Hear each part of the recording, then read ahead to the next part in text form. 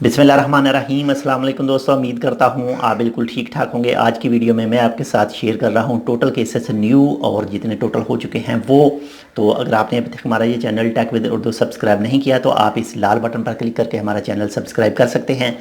तो चलिए, आज जो न्यू केस निकले हैं वो निकले हैं 166 यानी 166, और जो टोटल केस आज तक हो चुके हैं वो हो चुके हैं 84,818 यानी 84,818 पर्सन।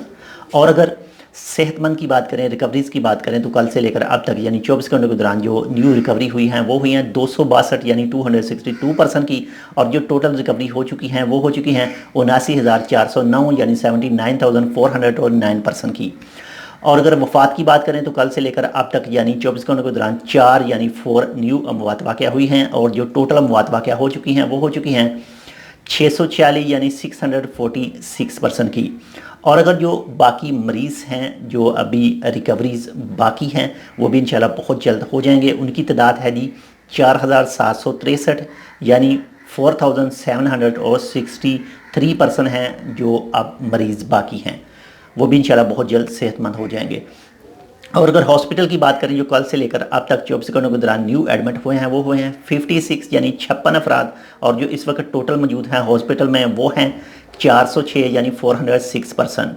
और अगर आईसीयू की बात करें जो इंतहाई निगहदाश्त हालत में मौजूद हैं तो वो हैं 148 यानी 148 पर्सन। दोस्तों, आपके साथ ओमान का कोई भी महकमा इन्फॉर्मेशन शेयर करता है कि आप कैसे कोविड-19 से सेफ रह सकते हैं, कैसे दूसरों को रख सकते हैं, तो प्लीज़ उनको ज़रूर फुल फॉलो कीजिएगा। जितने भी रूल हैं सुप्रीम कमेटी के वो भी फॉलो कीजिएगा।